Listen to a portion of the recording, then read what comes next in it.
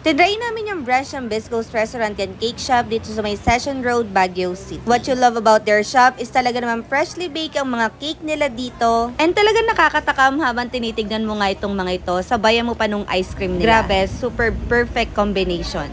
Buti na lang may isa pang available table nung nagpunta kami dito kaya hindi na kami nagantay. Marami kasi talaga nagda-dine-in dito. Ayun, so nag-order kami agad and kung curious kayo about their menu, ito nga pala yun.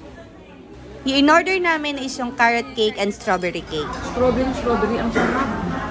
The best. Hindi siya maasim. Wow, super moist at saka dense. Inantay ko talaga kung ano yung sasabihin niya dahil isa rin siyang magaling na baker.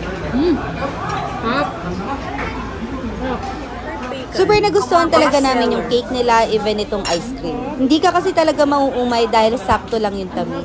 So yun lang for today's video. Thanks for watching!